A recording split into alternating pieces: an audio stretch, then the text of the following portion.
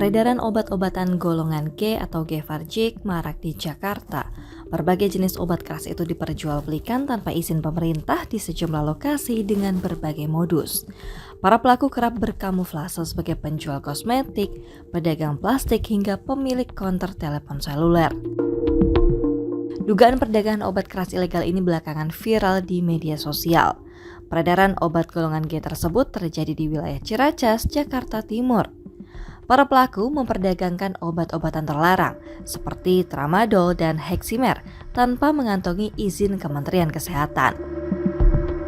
Dalam sebuah video yang diunggah akun Instagram @jejakpos.id, pemilik akun mendatangi sebuah kios kosmetik di samping area Gor Ciracas.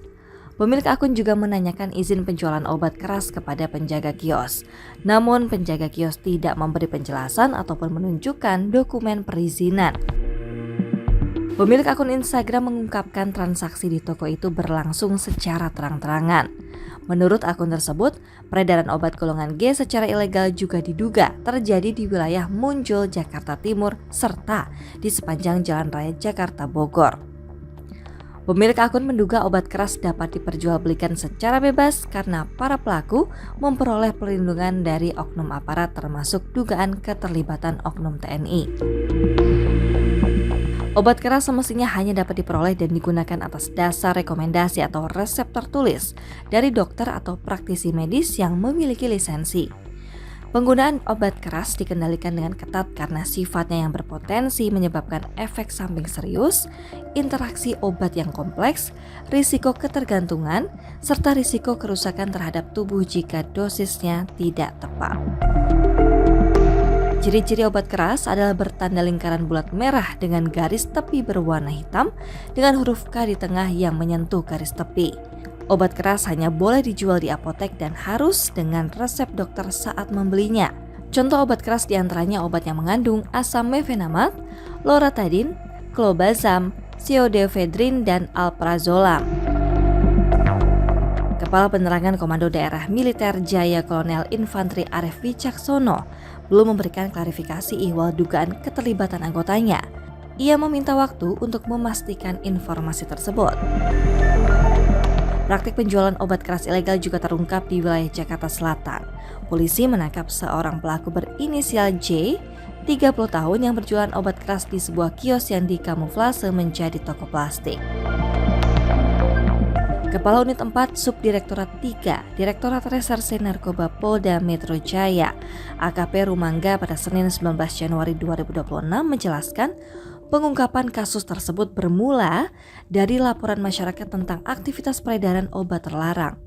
Polisi kemudian menggeledah lokasi dan menemukan 1.255 butir tramadol, 1.340 butir obat jenis I, 106 butir kalmet alprazolam 1 mg, serta 1.694 butir trihex.